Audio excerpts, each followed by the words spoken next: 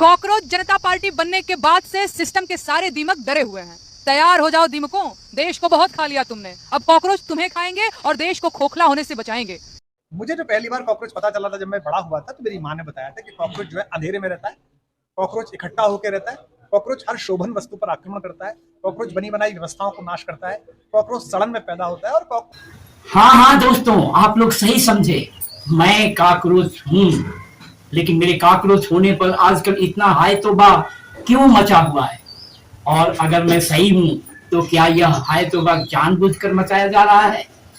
सब कहते हैं कि दुनिया ईश्वर ने बनाई है, गॉड वाले भी यही कहते हैं, अल्लाह वाले भी यही कहते हैं, जय श्री राम और जय श्री कृष्ण वाले भी यही कहते हैं, और गुरबाणी वाले भी यही मानते हैं।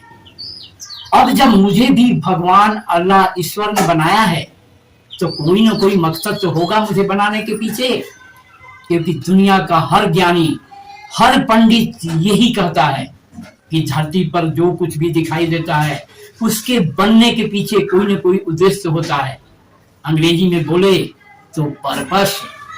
तो दोस्तों, आज जरा भारत के सबसे चर्चित जीव कॉकरोच बाबू पर चर्चा कर लेते हैं। मैं रमाश्रय सिंह आप सभी का आपके अपने चैनल रमाश्रय वॉइस पर स्वागत करता हूं। चैनल को सब्सक्राइब, वीडियो को लाइक और शेयर जरूर कीजिए। दोस्तों, माननीय सीजीआई साहब ने एक बयान क्या दे दिया, भारत ही नहीं बल्कि पूरी दुनिया में कॉकरोच पर अजीबोगरीब चर्चा शुरू हो गई। कोई कॉकरोच पार्टी बना रहा है तो कोई उस पार्टी के खिलाफ पीआईएल लेकर कोर्ट का दरवाजा खटखटाने निकल पड़ा है। अब तो कहानी में दीमक भी एंट्री मार चुकी है। लोग कॉकरोच और दीमक का कंपैरिजन करने लगे हैं। बहस यहां तक पहुंच गई है कि समाज के लिए ज्यादा खतरनाक कौन है, कॉकरोच या दीमक? कॉकरोच पर तो अब काफी क्लैरिटी आ गई है, लेकिन हमारे भारत देश में असली दीमक कौन है, इस पर धीरे धीरे क्लैरिटी आ रही है। कुछ लोगों को तो कॉकरोच के बारे में उनकी मम्मी ने कहानी सुनाकर बताया। मतलब कितने मासूम, कितने भोले लोग हैं ये। और मजे की बात यह है कि यही वो लोग हैं जिन्होंने पूरे देश को पाखंड की दलदल में धकेलने का जैसे ठेका ले रखा है। जब ये लोग बड़े बड़े पंडाल लगाते हैं, बड़े बड़े प्रवचन करते हैं, तब आपकी और हमारी टैक्स की कमाई से सुरक्षा के ऐसे इंतजाम किए जाते हैं जैसे देश की सीमा की रक्षा हो रही हो। ऐसी सुरक्षा कि परिंदा भी पर न मार सके। लेकिन जरा ठहरिए, क्या कभी किसी ने यह सोचा कि कॉकरोच पैदा कौन करता है? सीधी बात है, हम। हाँ, हम भारत के लोग, क्योंकि हम ही वो लोग हैं जो हर 5 साल में यह तय करते हैं कि सिस्टम की सफाई कौन करेगा।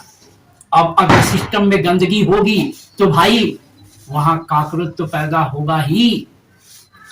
किसी घर में अगर सफाई न हो, कोनों में गंदगी जमा हो जाए तो कॉकरोच दिखाई देने लगते हैं। तो क्या कॉकरोच असली समस्या है या वह सिर्फ गंदगी का संकेत है? मुझे तो लगता है कि बेचारा कॉकरोच व्यक्तिगत रूप से कभी दोषी नहीं होता, गलती हमारी होती है।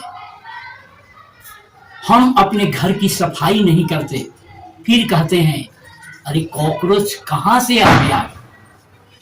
जरा सोचिए दोस्तों, जरा सोचिए, अगर कॉकरोच ही नहीं होते तो हमें पता कैसे चलता कि हम खुद अपने ही घर में कितनी गंदगी में जी रहे हैं। इस हिसाब से तो कॉकरोच बाबू धन्यवाद के पात्र हैं। कम से कम वो हमें आईना तो दिखाते हैं। लेकिन अब सवाल यह है, दीमक कौन है?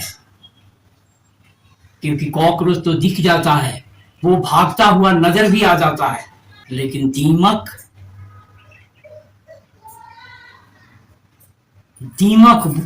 तो चुपचाप अंदर ही अंदर पूरा ढांचा खोखला करती रहती है। ऊपर से सब ठीक ठाक दिखता है, अंदर से सफाचट। क्या हमारे समाज में भी कुछ ऐसे लोग नहीं हैं जो देश को अंदर ही अंदर खोखला कर रहे हैं?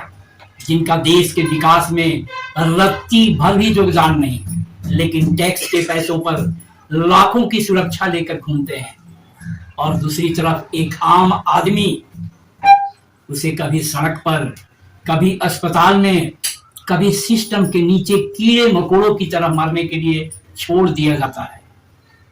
दोस्तों, यह कॉकरोच व्यंग आपको कैसा लगा? कमेंट करके जरूर बताइए। देश के लिए ज्यादा खतरनाक कौन है, कॉकरोच या दीमक? आज के लिए बस इतना ही। फिर मिलते हैं किसी और सामाजिक मुद्दे पर चर्चा के साथ। तब तक के लिए जय संविधान, जय भारत।